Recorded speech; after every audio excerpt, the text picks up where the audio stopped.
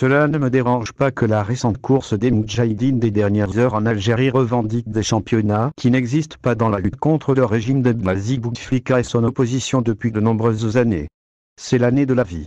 Je ne vois pas le problème de prétendre que quelqu'un, sans gloire et sans position, ait conseillé à maintes reprises à Bouteflika, au fil des ans, d'abandonner le pouvoir, mais il n'a pas écouté le conseil si brutalement. Je crains le pire. Bouteflika prépare actuellement un nouveau fétiche, l'équipe Amékeye Saleh. Les poèmes poétiques, la prose et la glorification de l'homme abondent. Il est vrai que le caïd a poussé Bouteflika vers la porte étroite par une journée difficile, mais grâce aux millions d'Algériens et Algériens qui sont descendus dans les rues avec une fierté et un espoir sans faille. Sans ces millions, aujourd'hui, au plus fort de la campagne pour le 5e et le caïd, il continuera d'être satisfait et conscient de sa bonne conduite, alors que c'est le caïd qui devrait être reconnaissant aux Algériens de leur libération de Bouteflika et de sa subordination. Ils lui ont permis une sortie honorable, voire héroïque, après que ce soit le lien le plus fort dans un régime corrompu, que le peuple contre lui se compte par millions. N'oublions pas que le caïd n'était pas seulement un homme du régime, mais un homme de Bouteflika depuis 2004. Il le resta jusqu'au début du mouvement populaire. Les revendications du peuple n'ont été adoptées qu'à la 3e semaine de manifestation. Est-il concevable que certains Algériens soient poussés dans l'inconnu par des appels suspects qui semblent porter le deuil de la démocratie et entraîner intérieurement ceux qui sont séduits dans des itinéraires peu sûrs, sans toutefois en sécuriser les conséquences, des moyens qui ne servent pas les intérêts de l'Algérie, ni atteindre son avenir prospère? Discours du 26 février. Tout en préservant les différences entre l'expérience égyptienne de 2013 et l'Algérie aujourd'hui, je crains que certains Algériens qui pensent être des faiseurs d'opinion dans le monde virtuel ne ressemblent beaucoup à leurs homologues égyptiens qui ont embrassé le maréchal Abdel Fattah al-Sisi et l'ont transformé en tyran. Le résultat est qu'il n'a pas attendu que les islamistes aient fini de les piétiner aussi, et le monde entier regardait entre aveugles et applaudissements.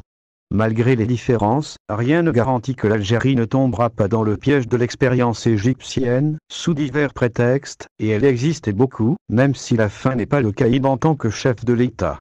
La vigilance du peuple peut empêcher cela et tirer également des leçons de l'expérience égyptienne, car c'est un cauchemar mortel que personne ne mérite. Les Algériens ont un grand respect pour les militaires et hérité de ceux-ci parce qu'ils sont leurs fils, leurs voisins, leurs parents et leurs camarades de classe. Jusqu'à récemment, un membre de la famille avait rejoint le service militaire, ou fin de celui-ci, un événement social pour lequel le banquet est organisé. Mais en contrepartie de ce respect et de cette confiance, il existe des récits de certaines élites du culturel et du politique, ainsi que de leur opportunisme. Ces comptes ne peuvent être séparés des ambitions personnelles et saisir les opportunités à la recherche de positions et de gains. C'est le problème de l'Algérie, des élites élitistes qui n'ont pas été présentées à la société mais qui ont échoué.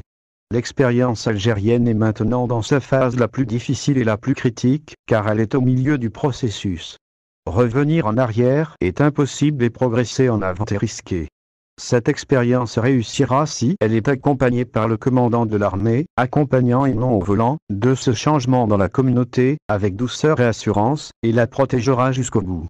Ensuite, après la fin des affaires, il sera le premier à soumettre sa démission au président élu, lui conseillant de donner l'occasion aux jeunes officiers et aux commandants militaires.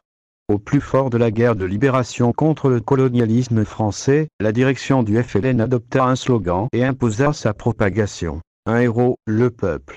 Aujourd'hui, ce slogan doit être renouvelé et les journaux intimes algériens doivent être inclus pour qu'ils puissent croire en des paroles et des actes.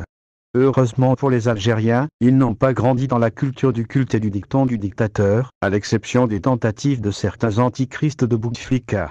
Les Algériens ont toujours été rebelles, au mieux neutres ou passifs envers leurs supérieurs. C'est la source d'espoir et d'optimisme, et pas de consolation pour le nouveau Chayatin. Mais la prudence et la vigilance s'imposent aujourd'hui plus que toute autre chose, afin de ne pas rater l'occasion et de devoir attendre encore 30 ans sur la plateforme.